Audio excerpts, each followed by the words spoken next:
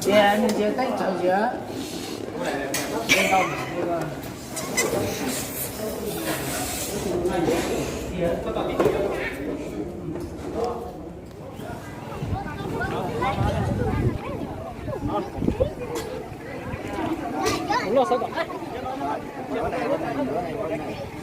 Nói gì nói đi. Nói gì nói. Xí mà.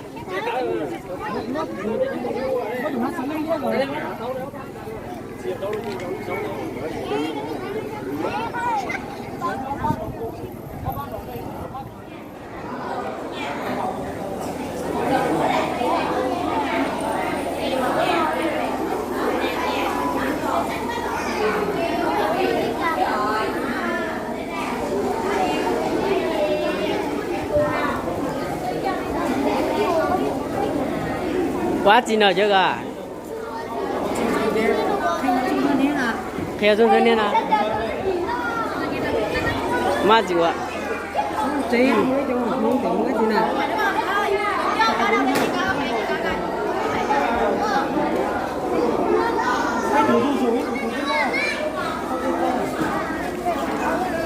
Ta chúng ta chưa có đâu. Trời ơi, nó không biết.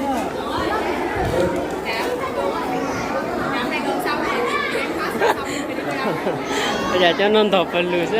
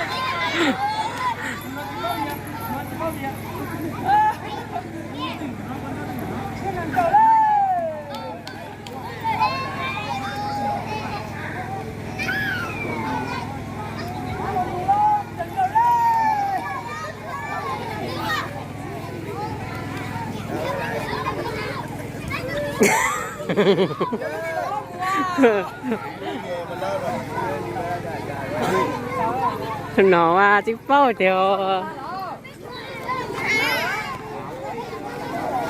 chạy cho nó chịu này tại giờ xí nhau nữa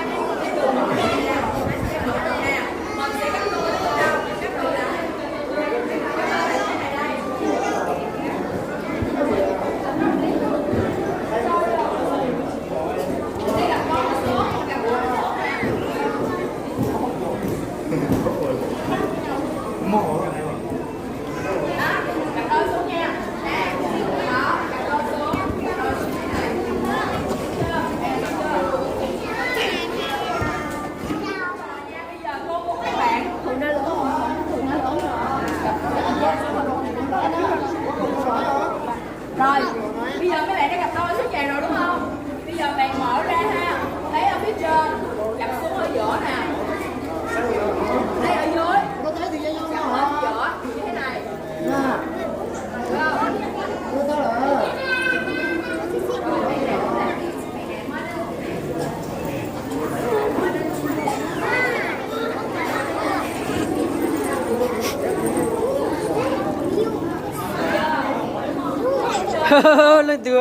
lên từ lỗ Lại còn một này thôi.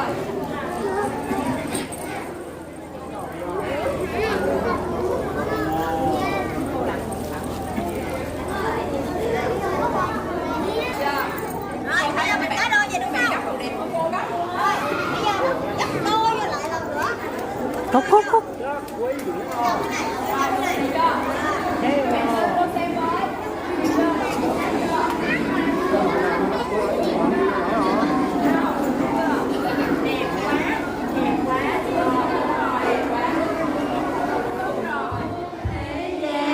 Đến nỗi đã ban con một của Ngài, hầu cho hễ ai tin con ấy không bị hư mất mà được sự sống đời đời. Một chàng bắt tay thật lớn cho chúng ta nào. Giỏi quá. Cảm ơn các bạn. Rồi chúng ta sẽ cùng ngồi xuống. Mình ngồi xuống nha. Cảm ơn các bạn rất nhiều. Mình thiệt là giỏi luôn. Chơi quá thì chơi. Hôm nay không phải chơi rồi.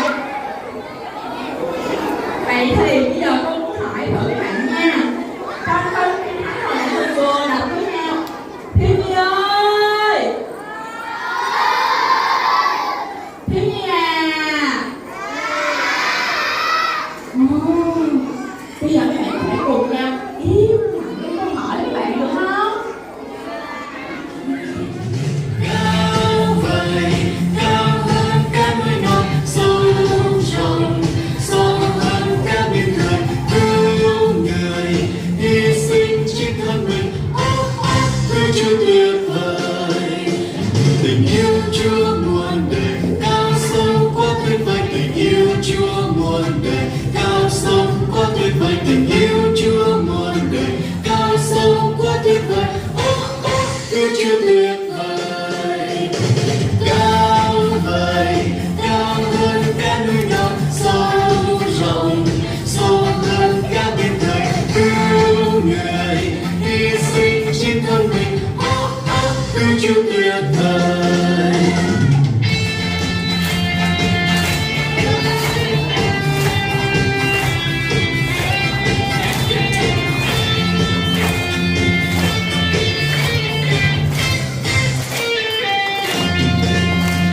Tình yêu Chúa muôn đời, cao sâu quá tuyệt vời, tình yêu.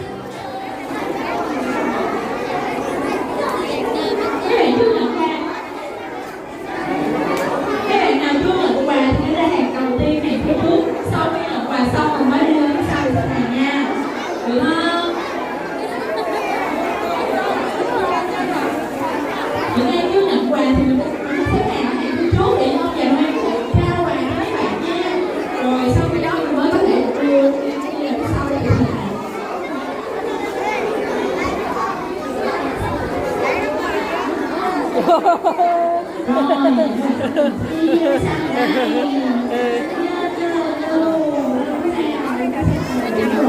hả cho nó tiền đi quá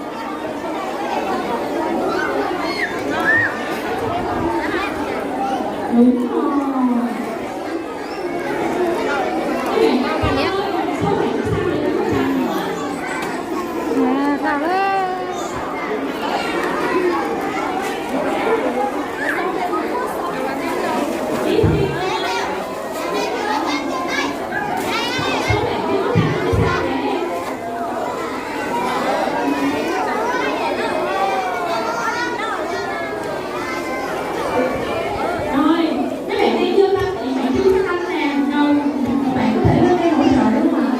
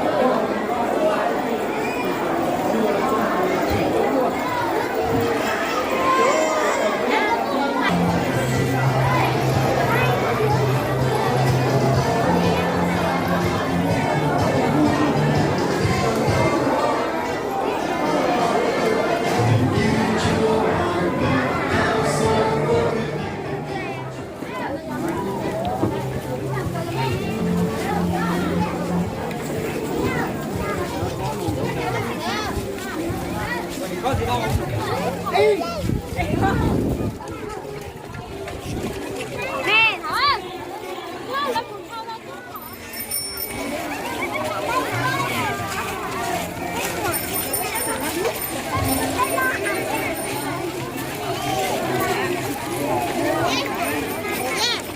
Nó tao một chế. cháy chứ mà